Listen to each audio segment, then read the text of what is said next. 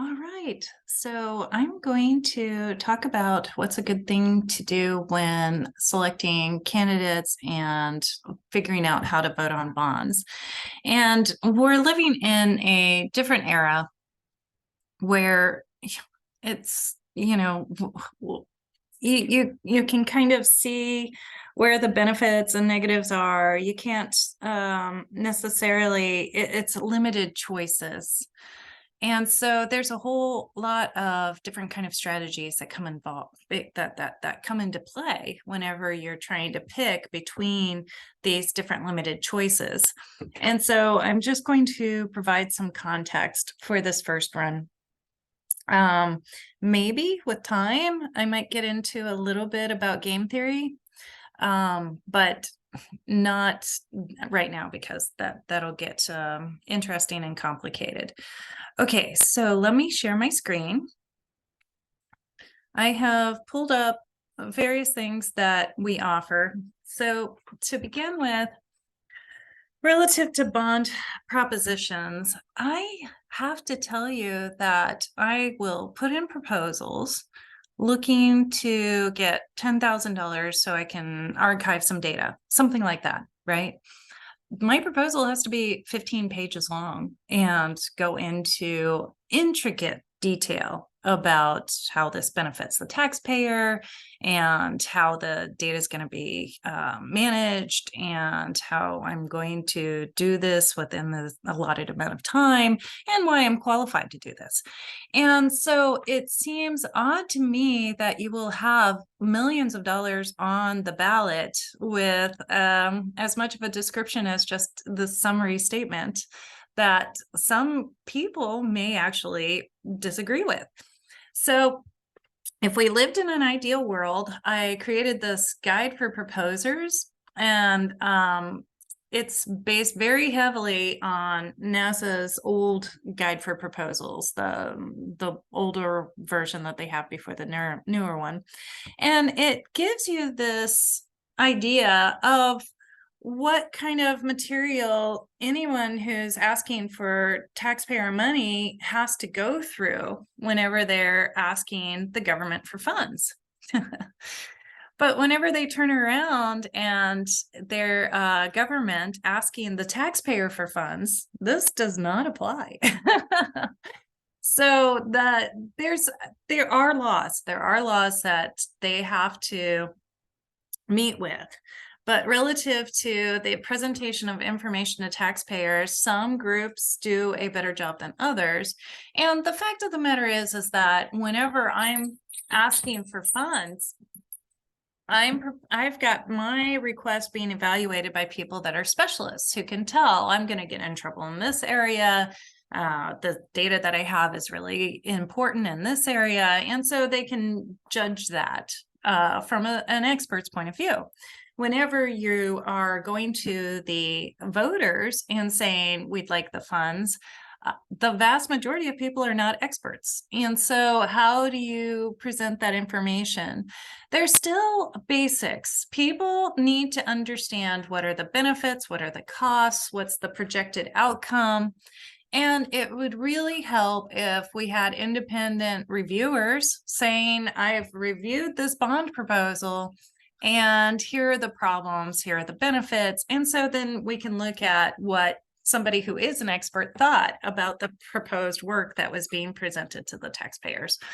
So that's a service that we have provided in the past, but we need donations. We absolutely need donations in order to provide that service.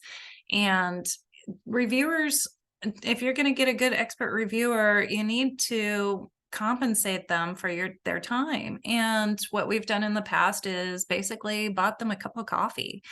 But there are people out there that are like, okay, that's great, got a cup of coffee, you'll get a review. So consider donating, and we can go after these bonds and get a good look at them. And that's particularly important for the May election cycle because there are so much fewer people that are actually looking at these in any kind of depth.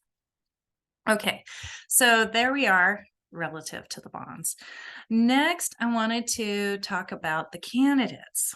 So I have on our YouTube videos, and you can see that the account is called Light Curve. All right. And so what we have here is multiple examples of different kind of candidates. So here with Paul Calzada, Esquire, he's a lawyer. He is eminently qualified for the position that he was running for. He didn't make it through the primary. And you can see his perspective. He's very professional, and he would absolutely have done a good service in that particular office. And I highly recommend that you listen to his interview. Okay, further on the spectrum, we have Zach Vance, and he was running for lieutenant governor. So that's currently held by Dan Patrick. And so he is has limited amount of experience, but what he does have is this life experience relative to being in the military, dealing with PTSD. And so he wanted to bring that to running for office. And so what happens whenever you have folks like Zach win an office, the people that were working in the office space are the ones that get to teach them how to do the job. And so that can be a good thing, and that could be a problematic thing. And eventually, after about, sometimes it takes as long as 3 years, sometimes it takes less or more. And what it is then eventually they get the ropes. They've had enough things thrown at them that they know how to handle it. And so then they are pros at their job. It just takes a bit of a learning curve. I've got to get this. So I'm going to pause this recording if I can find the window. Share recording. Pause.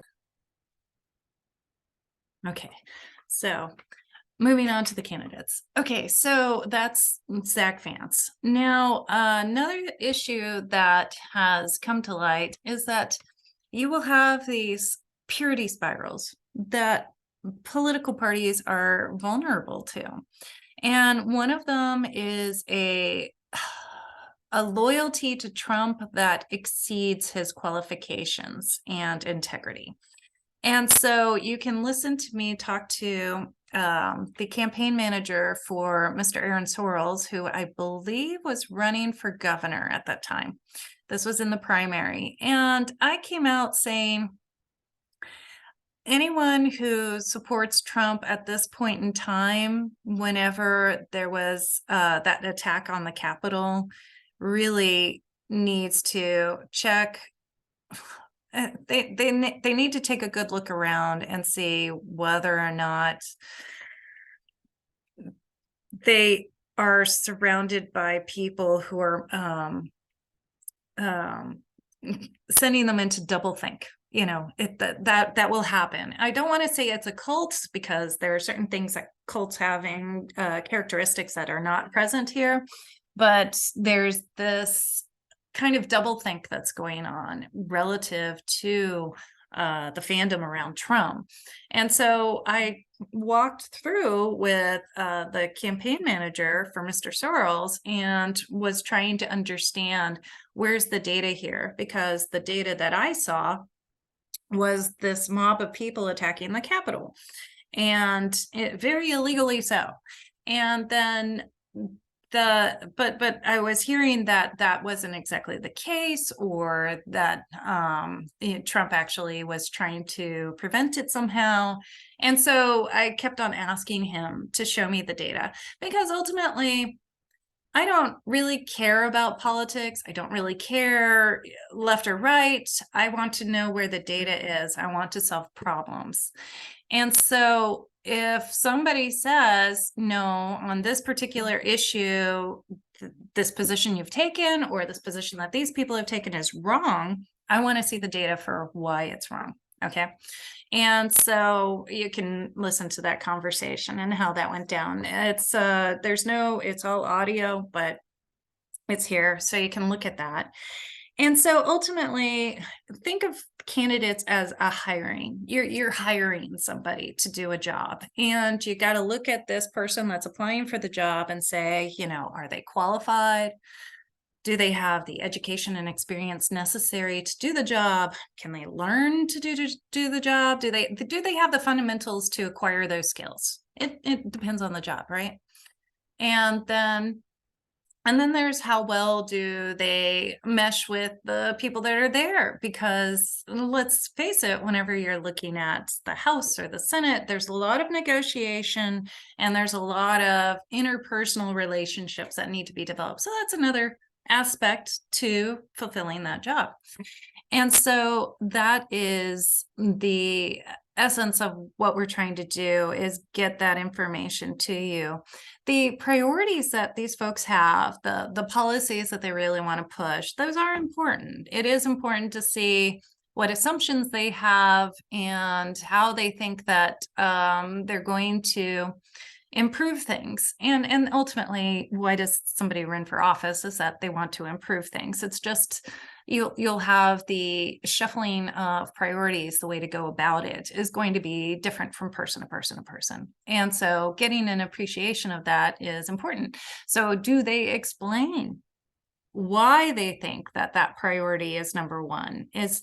Maybe it's some kind of wonky issue that doesn't really make sense, but then if they explain that this is kind of one of those linchpins that if you just if you pull it, then the whole problem unravels into something that you can solve, then then you're looking at somebody who really knows what they're doing. And the other thing with Referee Pack connecting people directly to the candidates is that a lot of these third-party organizations that say you should vote for this person or you should vote for that person, they have their priorities. That's why they're making those recommendations. And those priorities may not necessarily mesh with yours. So you got to think about that. I'm firmly believe that, say, the Houston Chronicle and their recommendations are based on looking at the Houston economy, that it's very business oriented. And sometimes that's good. And sometimes that can be against your own self-interest. And so it's worth looking at which angle you're prioritizing what your voting is on, and get that clear before you start looking at candidates. Figure out what your personal priorities are, independent of the media. Look in your life and decide what is uncomfortable in your life that you'd like to see somebody address, and then start going and taking a look at the candidates. So that is the brief summary of looking around at candidates and looking around at bonds. And as always, providing this information in a format that is free from distortion, or as free from distortion as we can. That is not free. And so donations are always welcome. If you go to the RefPack website, you'll see a donation shop right here, and that would be just awesome. So, all right, well, y'all take care, and thank you for joining me.